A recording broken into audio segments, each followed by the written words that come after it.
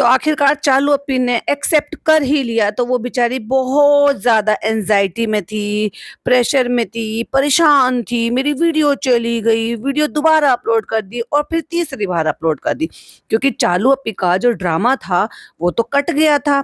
फिर चालू अपी ने दिमाग लगाया कि चलो अगले दिन एक बार और इसको शेयर कर दूं, और इस बार पूरा ड्रामा भी रखूंगी और वो पोर्शन भी नहीं रखूंगी जिसकी वजह से वीडियो रिमूव हुई। लेकिन सारा ठीक रहा। मैंने जैसे कहा था भाई साहब फनी पे फोड़ दिया कि इतनी सी गलती से ऐसा हो गया वैसे हो गया। और हमेशा की तरह से अब हर चीज के लिए जब भी माफी मांगनी होती है ना, जब भी इसने कोई भी पचका किया होता है, भाई फनी को आगे कर देती है, मुंह लटका के आके बैठ जाता है, फ्रेंड ऐसा हो गया, फ्रेंड वैसा हो गया। इसके तो माफी भी माफी जैसी नहीं लगती।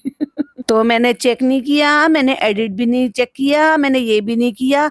और मैंने क्या कहा था, इसी की ही गलती थी, ये ढीठ हो चुकी है, कृष्णा की एडिटिंग नहीं है वो, क्योंकि ये ही करती है ऐसी हरकत। अब आप पूछेंगे कैसी हरकत है, मतलब जैसे बैकग्राउंड होता है ना वैसे ही फॉन्ट का कलर रखने का ये इसकी खुद की आदत। कहता है हाँ ठीक है, देखो ये तो यूट्यूब की गाइडलाइन है, सबको सीखने को मिलता है, तुम ही नहीं सीख रहे थे, बाकी तो सबको पता है कि कोई अपने बच्चों को ऐसे नहीं दिखाता, कोई ऐसा फिल्टरलेस वाला कंटेंट कोई नहीं दिखाता। सब कोशिश ये करते हैं कि जितनी जरूरत है बस उतना एंटरटेनमेंट के पर्पज से लोगों को दिखाएं, ना कि लोगों को भड़काने के लिए या उनके मन में ये बात डालने के लिए कि ये कैसे लोग हैं, छी। Hi friends, welcome back to my channel. Channel में न्यू है तो चैनल को सब्सक्राइब कर लें और साथ ही साथ बेल आइकन प्रेस कर दें, जिससे कि मेरे आने वाली वीडियो की नोटिफिकेशन आपको पहले ही मिल जाए। यार घर में सबके बच्चे डायपर में ही रहते हैं। भैया डायपर में रहते होंगे, तुम्हारी तरह से व्लॉगर नहीं होते। और जो व्लॉगर होते हैं ना वो बहुत इस चीज का ख्याल रखते हैं कि वो बिना डायपर के, बिना शॉर्ट्स के ना दिखाएं अपने बच्चों को। तो बहुत हो गया तुम्हारा। पर देखने वाली बात यह है कि ये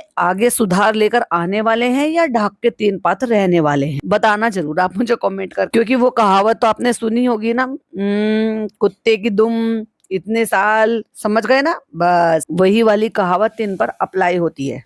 हर कोई रखता है वो शायद हमारी गलती थी, शायद नहीं, एक्चुअली तुम्हारी ही गलती थी कहता है, लेकिन हमने नहीं देखा, लेकिन यूट्यूब ने देख लिया और यूट्यूब ने गाइडलाइन की वजह से हटा दिया, तो हमने उसका ध्यान रख लिया और हमने उस सीन को हटा दिया और हमने री अपलोड कर दी। तो 3 बार इसने ये वीडियो डाली थी, एक बार की तो चली गई तो वापस आई नहीं, दूसरी बार की इसने एडिट करके डाली जिसमें 18 सेकंड की एडिट कर दी थी, और तीसरी बार में इसने पूरी की पूरी वीडियो इसने डाली, क्योंकि वो वीडियो कहीं और भी अपलोडेड है एग्जैक्टली उतने मिनट उतने ही सेकंड की, फिर से इसने री अपलोड कर, यानी कि तीसरी बार। और YouTube से जो एक बार वीडियो चली जाती है ना वो वीडियो वापस नहीं आती है। इसने एक्चुअली दूसरी बार में जल्दी ही अपलोड कर दी थी। जब इसकी वीडियो गायब हो गई तो मेल आता है तो आपको पता हो, और इसने तुरंत ही वो वीडियो अपलोड कर दी थी एडिट करने के बाद, क्योंकि YouTube किसी का मामा नहीं बना बैठा है कि भाई वीडियो चली गई तो कितना भी बड़ा सब्सक्राइबर क्यों ना हो और वो वापस आ जाए। कहता है अब तुम्हारे हिसाब से ठीक है, जिंदगी में परेशानियां होती, जिंदगी में परेशानी होगी तो तुम ऐसा कंटेंट बनाओगे भाई। कहता है जिंदगी में बहुत परेशानी होती है, काम का भी स्ट्रेस होता है। वो कौन सा काम भाई, तू तो कोई काम ही नहीं करता, तू तेरे को काहे का स्ट्रेस। तो कहता है फिर घर आओ तो पता चला छबा का मुंह उतरा पड़ा। छबा का मुंह क्यों उतरा पड़ा है भाई,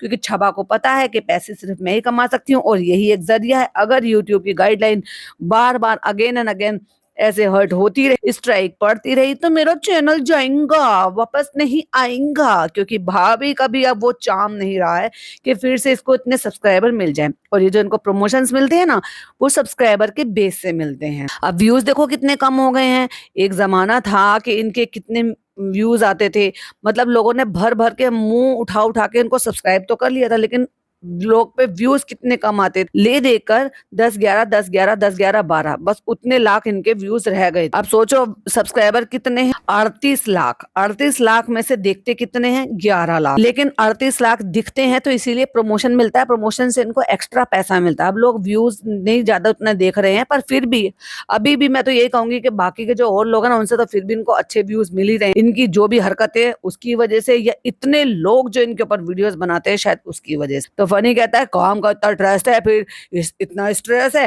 फिर चालू का मुंह बना हुआ ये बना। भैया चालू का मुंह बना हुआ सही है, अगर चालू का चैनल चला जाता ना, जैसे बहुत सारे कंटेंट में इसने ऐसी हरकतें कर रखी हैं कि लोग अगर उस पर इनको रिपोर्ट मारने पर आए तो ना जाने कितनी सारी वीडियो पे यूट्यूब को एक्शन लेना पड़ेगा, क्योंकि इसने फिल्टरलेस कंटेंट अपलोड कर रखा। तो मैंने कहा प्लीज इस वीडियो के बारे में ऐसा कुछ मत सोचो, कोई बात नहीं, चली गई तो चली गई, एडिट करके री अपलोड कर। कहता है आना होगा तो आ जाएगा, नहीं तो एडिट करके दोबारा अपलोड कर दो। तो वो वीडियो इनकी नहीं आई है, ये फनी ने क्लियर कर दिया। तो फ्रेंड्स पिज्जा और नान चले गए हैं भाभी के घर डेकोर करने के लिए, तो फिर मैं क्या करूं? बेटी बेटी क्या करे, करना है कुछ काम, चलो कंटेंट बनाने के लिए करते हैं कुछ और काम। कहती है मैं भाभी का गिफ्ट रेडी कर रही हूँ, और देखो खाला के पास था बच्चा, भाई साहब कैमरे के सामने गोदी में उठा लिया, और अब आप ध्यान देना, अब ये पूरे कपड़े पहना रही है बच्चे। चलो भाई साहब, मैं तो हमेशा से ही कहती हूँ कुछ अच्छा करने के लिए अगर दाग लगते हैं तो दाग अच्छे हैं। तो ये है भाभी का गिफ्ट। और भैया खाला से कहती है बताओ ये क्या है? खाला कहती है मुझे क्या पता क्या है, ये तो कोरा कागज है। कोरा कागज तो एक फिल्म का नाम था, मजाक कर रही हो, इसमें क्या है? कहती है नहीं इसमें वो है, इसमें पैसा लिख के देते हैं, इसमें चेक है, इसमें ये है। चलो डॉक्टर खाला ने इतना दिमाग तो लगा लिया, ये वाला चेक। इनकी अम्मी को तो इसने झूठ ही बोल दिया था कि भाई SIR का फॉर्म है, इतना बड़ा है, इतना बड़ा। ये चेक है, देखो मैं हर साल कुछ देती हूँ, भाभी कुछ बता नहीं रही थी तो मैंने सोचा मैं उनको पैसे दे दूंगी चेक बना। कहती है डॉक्टर खाला मुझे कुछ भी समझ में नहीं आ रहा था, तो फिर मैंने सोचा मैं उनको क्या दूं, तो मैं सोच रही हूँ मैं उनको चेक दूं। तो डॉक्टर खाला समझ गई प्यारी, ऐसे भी बेवकूफ मत समझो, इसकी अम्मी से कहीं ज्यादा तेज है वो। उसको पता है कि अगर आज मैं नौकरानी बनकर यहाँ रह रही हूँ तो कल को मुझे ही फायदा होगा। तो कह रही है वही पैसे वाला चेक? हाँ पैसे वाला चेक, इसमें मैं चेक बनाऊंगी 1 लाख रुपए की, मैं 1 लाख रुपए भाभी को दूंगी। इसको कहते हैं दिमाग लगाना। 1 लाख रुपए का चेक दूंगी, भाभी से कहूंगी कंटेंट बनाओ, कंटेंट बनाएंगी तो इनडायरेक्ट वे में मेरी ही भलाई होगी, मेरा PR का काम होगा भाभी के थ्रू। हो नंद ने 1 लाख रुपए दिए थे, उसका उन्होंने ये खरीदा, व्लॉग बन जाएगा, और क्रेडिट किसको जाएगा? चालू अपी को। कहती है हम सोच रहे थे क्या दे, फिर हम सोच रहे थे गोल्ड। अरे भाई 1 लाख रुपए ना, अगर तुम देती तो 1 लाख रुपए से तो बहुत ज्यादा का तुम्हारा बैठ, यानी कि तुम्हें इसकी लिमिट से ज्यादा ऊपर का जाना पड़ा कुछ भी अगर तुम छोटा मोटा भी ले, क्योंकि गोल्ड का रेट क्या चल रहा है, फिर मेकिंग चार्जेस, फिर GST ब्ला ब्ला ब्ला ब्ला करके, और फिर भी ये रहता अरे इतनी सी चीज। लेकिन नहीं, हम क्यों पैसा बढ़ाएं, हम क्यों GST बढ़ाएं, हम क्यों इस पे मेकिंग चार्जेस दें? हम अगर 1 लाख की लिमिट रखते हैं गिफ्ट देने की तो 1 लाख रुपए दे देंगे। देती ना, गोल्ड देती, क्योंकि सोना है सदा के लिए, हीरा भी है वैसे तो। कहती है फिर हमने सोचा डिजाइन पसंद नहीं आती। अरे क्यों डिजाइन पसंद नहीं आती? तुम्हारे पापा ने बहुत बार भाभी जी को गिफ्ट दिए हैं, कभी उन्होंने बोला है कि डिजाइन पसंद? और तुम्हारी प्यारी भाभी, ग्रेटेस्ट भाभी, एक्ट्रेस भाभी, उसने कभी बोला है कि नहीं मुझे ये पसंद नहीं आया? किसी भी चीज को सड़ी से सड़ी, अच्छी से अच्छी। अब अंकित लेकर आया, नो डाउट कि वो चीजें अच्छी थी, वो कभी भी कुछ भी लेकर आता है, या कभी भी किसी ने भी भाभी जी को गिफ्ट दिया है, कभी आज तक आपने व्लॉग चैनल पर इनके पे ये सुना है कि नहीं ये मुझे अच्छा नहीं लग रहा है, ये डिजाइन अच्छा नहीं लग रहा, तुम इसको बदल के लेकर आओ? चाहे जनाब ने कुछ फालतू की चीज दी हो या किसी ने भी दिया हो, ये सब इसके बहाने हैं। कहती है कुछ चीजें ऐसी होती है जो इंसान अपनी पसंद का लेता है, अपनी चॉइस का ही पहनता है। अरे चल, अगर कोई गोल्ड देता है ना भाई साहब, कोई नहीं सोचता, सेकंड थॉट किसी के मन में भी नहीं आता, जो मिल जाए वो मैं वेलकम। कहती है हर साल तो वो मुझे बता भी देती थी अपना चॉइस का, लेकिन इस बार तो मुझे पता है कि वो सिलेक्ट भी नहीं करेंगी। ओहो हो, इतनी तबीयत खराब है कि सिलेक्ट भी नहीं कर पाएंगी। अब चौचले देख लो भैया, मियाँ बीवियों के बहुत फालतू का टाइम है भाई, इनके पास कितना फालतू का टाइम है। लेकिन अगर इसी फालतू के टाइम से और इस चोचलेबाजी से ये कंटेंट क्रिएट कर रही है और उसे से लाखों कमा रही है, तो भाई रेस्टोरेंट में क्यों जाएगा एक आदमी गर्मी में, परेशान होने में, झह होने में? और वैसे भी रेस्टोरेंट जाके करेगा भी क्या जब वहां पर कस्टमर ही नहीं आते हैं? तो इसलिए अच्छा है कि मैं अपनी बीवी का बकवास सा चेक बनवाने में हेल्प करता हूँ, क्योंकि पिज्जू नहीं है ना, तो इसलिए पिज्जा के काम मुझे करने पड़ेंगे। तो मुझे कभी कभी पिज्जा के काम करने पड़ते हैं, कभी कभी डॉक्टर खाला के काम करने पड़ते हैं, कभी ड्राइवर के, तो कभी गाड़ी कार क्लीनर। तो चलो ऐसे काटो, ये देखो पिज्जा कितना बड़ा स्केल लेकर आई है, हम ऐसे करेंगे वैसे। अब ये इतना बड़ा बोर्ड, अब सोचो ये भी ये कहीं से लेकर आई है दिमाग लगाने के लिए। पर मैं ये सोचू ये चोचलेबाजी जो ये 1-2 घंटे पहले कर रही है, ये पहले क्यों नहीं हो जाते इनके घर में? और ये आदमी जो इतना ठाली बैठा हुआ है, इसके पास इतना टाइम है कि अननेसेसरली अपनी बीवी के साथ फालतू की ये काम करने में तो टाइम है इसके लिए, लेकिन वही जब सेलिब्रेशन करने का बारी है कि जहाँ एक ही होना, पूरी फैमिली का इकट्ठा होना जरूरी है, वहां पे रहना जरूरी है, तभी से काम याद आ गया। अब सोच के देखो, ये शाम ऑलरेडी हो चुकी है, क्योंकि जो इसकी किचन है उसकी बालकोनी में से दिख रहा है, यानी कि उसकी विंडो में से दिख रहा है कि अंधेरा हो चुका है। ये टाइम तो रेस्टोरेंट जाने का होता है इसका। है ना भाई, क्योंकि इसके जो रेस्टोरेंट की टाइमिंग है उस टाइम में ये बैठ के यहाँ पे फालतू का बैठकर एक चेक बनवा रहा है अपनी बीवी का कि मुझे मजा आ रहा है कलरिंग करने में। हाँ कर ले भैया कलरिंग, तू भी कर ले, बेटे से भी करा ले, डॉटर खाला से भी करा ले, ज्यादा बड़ा चेक है ना तो सारे मिलके एक साथ पेंट कर लो। पर चालू अपनी व्हाट इज, छोटे से चेक पे लोग 1, 1.5, 2 लाख, 5 लाख, 10 लाख लोग लिख देते हैं। इतना बड़ा चेक है तो कम से कम ज्यादा नहीं तो 50 लाख तो लिखना चाहिए था। व्हाट इज, तुम तो वी आर देयर हो तो उसके हिसाब से काम करना चाहिए था। इतना बड़ा चेक और इतने से पैसे, बस ख्याली पुलाव बनाओ के रबड़ बनाओ। फनी तुमने कभी बनाया? वो स्कूल ही नहीं गया, बनाएगा कहाँ से भाई? जाता तभी तो उसको पता चलता है यार दोस्तों से कैसे शार्प करके पेंसिल से और हम जो है इसको रबड़ बनाते हैं। हाँ वो अलग बात है, बेवकूफी हरकतें थी वो, आज तक कभी किसी की नहीं बनी। मैंने भी ट्राई करी थी। कहता है नहीं नहीं हमने कभी नहीं बनाई, तू कभी स्कूल गया ही नहीं है। कहती अब ये देखो जो इंग्लिश मीडियम में पढ़ने वाले होते थे ना बच्चे, वो शार्प करना बोलते थे, पेंसिल को शार्प कर दो, हम तो बोलते हैं छीलना। भाई तू छीलने वाले स्कूल में गई थी, इसीलिए तुझे डेट का भी नहीं पता, इसलिए तू बहुत गड़बड़ करती और तू आज तक लोगों की जिंदगी को छील ही रही है। अब देख लो छीलने की कैटेगरी में फनी है, खाला है, पिज्जू है, कभी कभी अम्मी को भी छील देती है और अजीब अजीब साउंड इफेक्ट डालती है और उसके बाद ये सारी चीजें बनाती है। पर मैं तो ये सोच रही हूँ भाई ये कौन काम काजी आदमी ये सारी हरकतें करने बैठता है? क्योंकि पिज्जा नहीं है इसलिए, वरना पिज्जा ही कर रही होती। यहाँ पे भी हुक्म बजा रही है, तुम ये उठाओ, ये करो, ऐसे पकड़ाओ, ऐसे करो, ये करो। कह रही है एसएस बैंक कौन सा रहेगा, मतलब बैंक कौन सा रहेगा? कहती है एक्सिस बैंक क्यों लिखेंगे, ये चालू के जहान का बैंक है तो हम चालू का जहान लिखेंगे। और जो चालू का जहान बैंक पढ़ने के बाद भी भाभी जी पूछ रही है क्या है ये, बैंक पढ़ लिया, चेक जैसा दिख रहा था, फिर भी भाभी जी को समझ को नहीं आई। भाई चालू के दिमाग की बस इतनी वैल्यू कि मैडम भी नहीं समझ पाई। भाई ये इतना बड़ा चेक बना के लेकर आई और चालू का जहान बैंक भी लिख रखा है, फिर भी समझ नहीं पाई वो, और अमाउंट लिखा हुआ तो फिर भी समझ नहीं पाई। हद है भाई। बैंक का नाम क्या लिखना है? चालू का जहान। नहीं नहीं चालू फनी का जहान लिखना चाहिए था। कर दिया ना चालू पे तुमने वही दोगलेपन वाली बात, मेरा पैसा मेरा नाम। अरे भाई तेरे पति का नाम क्यों नहीं चालू फनी लिखना चाहिए था? चालू फनी का बैंक। चलो लिख दो सबा इब्राहिम बैंक, सबा खालिद नियाज बैंक क्यों नहीं भाई? फनी तुम बहुत बोर हो गए हो, चलो फनी बोर मत करो, उठो नाचो डांस करो, उसको एंटरटेन करो। कहती है टेढ़ा मेढ़ा काटा ना फिर देख लेना तुम्हारी मैं। तो फ्रेंड्स ये बन गया है हमारा चेक का बेस। बहुत मुश्किल है भाई, बहुत मुश्किल है। तो इसने एक्सिस बैंक का ये दिखा दिया है कि चेक किस तरह से बनाना है, हमें कैसे सेक्शन बनाने हैं, यानी कि डेट का सेक्शन बनाना है, फिर मंथ का सेक्शन बनाना है, फिर ईयर का सेक्शन बनाना है, और फिर हम भूल जाएंगे कि हमारी भाभी का कौन से महीने में बर्थडे आता है। तो चलो मैं कलर लेकर आती हूँ, तुम पहले बॉक्स बनाओ, आधा काम तुम करो आधा काम मैं करूंगी। और देखो अब ये कह रही है, अब देखो इसने अलमारी खोली और वो अलमारी पूरी की पूरी भरी पड़ी है सामान से, उसमें किताबें अनटच रखी हुई है। अनटच मतलब खरीदी जरूर है पर यूज नहीं हुई है 12th की किताब, और रखी हुई भी इसीलिए है।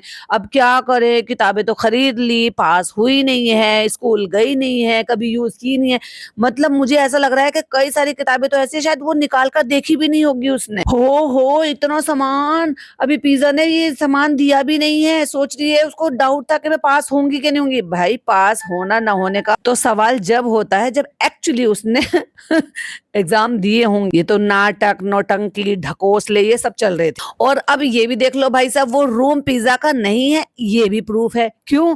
क्योंकि सामान तो यहाँ से गायब हुआ ही नहीं है, निकाला ही नहीं है। क्योंकि भाई जहाँ कमरा होगा वही तो मैं पढ़ने के लिए सारी चीजें दी जाएगी। लोगों ने कहा, मुंह थक गया, हाथ थक गए लोगों के बोल बोल के, स्टडी कहाँ है? अगर पिज्जा का रूम है तो स्टडी कहाँ है, किताबें कहाँ है? तो क्या कह रही है, ड्रेसिंग टेबल पर बैठकर पढ़ लेगी। ड्रेसिंग टेबल पर बैठकर पढ़ेगी, सिर्फ अपनी शक्ल देखेगी और मेकअप देखेगी। किताबें तो ड्राइंग रूम में पड़ी हुई हैं और सबको अकल बांटती रहेगी। फ्रेंड्स उसने अपनी 12वीं की किताबें नहीं हटाई हैं। वो कह रही है कि 3 साल तक तो मैं भूल ही गई थी आर्ट क्राफ्ट। मुझे ऐसा लग रहा है कि जो इसकी, अब किसको क्या पता चल रहा है कि ये 12th की हैं या 10th की हैं। जो नीचे किताबें थी वो लाके इसने यहाँ पर रख दी हैं, किसी को पता थोड़ी ना है। चलो पी खोल कर दिखा दो। कहती है उसने इसलिए नहीं दी किसी को भी किताबें तो क्या उसको लग रहा था कि कहीं फेल ना हो जाऊं। तो अब तो कॉलेज में एडमिशन भी हो गया, अब निकाल देती। अब किस बात का डर है? नहीं, आलस। कहता है चलो पेंसिल टूट गई। भाई ये तो वो वाली बात होगी जैसे छोटे बच्चों को पढ़ाते हैं ना, फिर वो कहती है मम्मा पेंसिल टूट गई क्यों तेरे को छीलनी नहीं आती? तो कहती है छील लो। कहती फ्रेंड्स इसका मतलब ये है कि पिज्जा ने आज तक इसलिए नहीं बेचा क्योंकि उसको डर था कि कहीं वो फेल ना हो जाए। मतलब दूसरी तीसरी बार बोल लिया यहाँ बैठी बैठी इसी लाइन। कहती है उसको यकीन ही नहीं हो रहा है कि उसने 12th पास कर ली है। तो मैं कहती हूँ इनको डोनेट कर दो। अब मैं कलर्स कहाँ देखूं?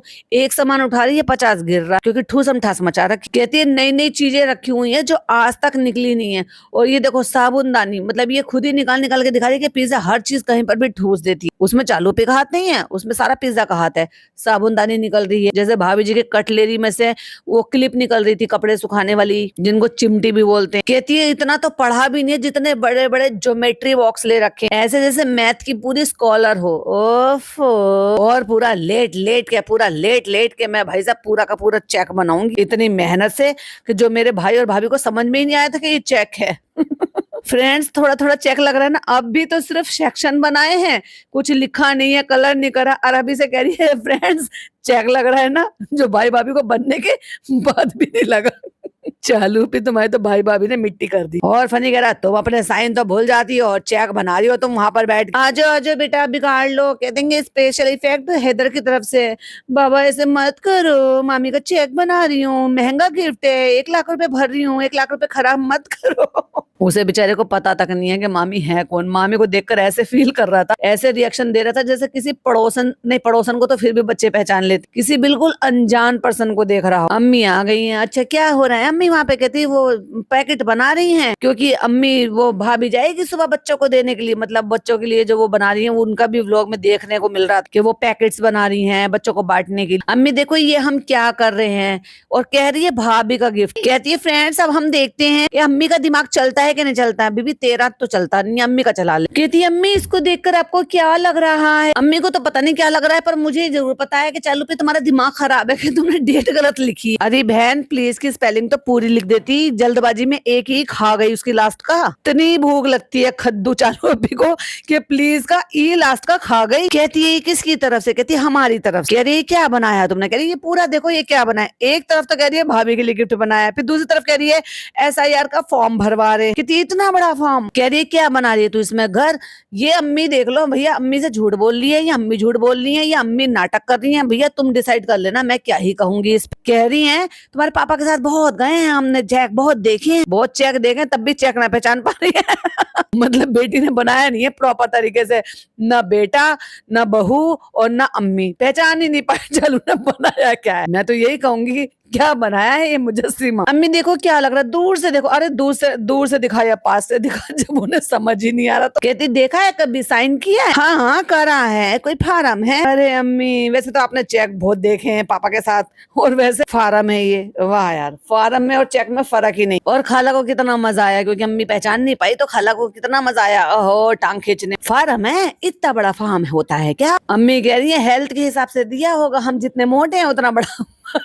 अरे भाई साहब हम आते थे जब पापा बैंक से आते थे तो इतना छोटा छोटा सा बैंक चेक लाते। अम्मी जमाना बदल गया है, अभी इतने बड़े बड़े चेक बनते हैं बैंकों में।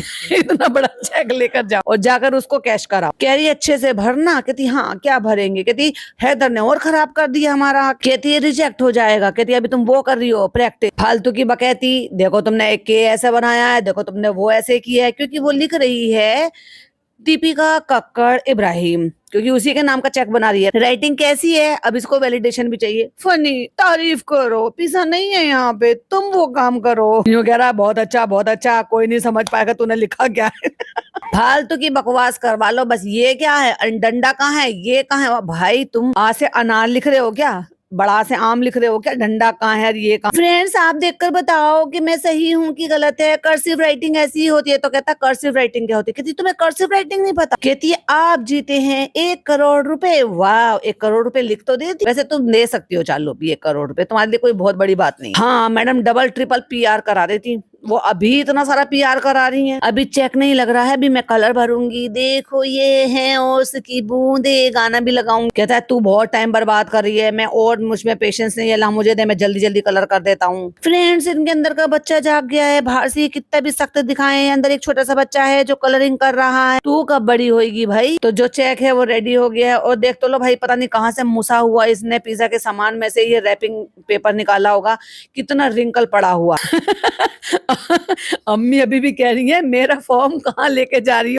मतलब पैकिंग में भी उन्हें पता चल गया कि ये इनका फॉर्म है और पैकिंग कर ली है। भाई कितना बेवकूफ बनाओगे लोगों को मिलके, दोनों माँ बेटी। कहती है भाई को चेक कराना पड़ेगा। अरे भाई को चेक कराने के लिए जा रही है तो रैप क्यों करा है तूने? ये भाई को दिखाना तो इतना रैप क्यों करा है? अरे भाई साहब, क्या बताने की कोशिश कर रही है कि अम्मी को बिल्कुल समझ नहीं। हैदर की मामी का बर्थडे है, तेरी भाभी का बर्थडे है, तो फिर तुम्हारे पति की सलज का बर्थडे है, पति कहाँ है, भाभी का नंदोई कहाँ है? और चलो चलो थोड़ा सा हाथ बटा लेते हैं। हम पत्तियां फैलाने में हमने कितनी मेहनत करी, पता है हमारे हाथ थक गए थे, इतनी भारी भारी पत्तियां थी जो हमने टेबल पे फैलाई थी बच्चों के साथ। भाभी जी का बर्थडे है, इतनी तो मेहनत हम कर ही सकते हैं फ्रेंड। फिर वही सीन दिखाना जहाँ भाई जो है अपने भांजे को भांजे को बॉल फेंक के मार रहा था क्योंकि वो सुन नहीं रहा था, उसकी तरफ से पीठ घुमा के बैठ गया। हैप्पी बर्थडे भाभी, बहुत प्यारी लग रही हो भाभी, ये क्या है भाभी? ये गिफ्ट है। और मैंने कम्युनिटी लगाई है, कम्युनिटी मैंने रील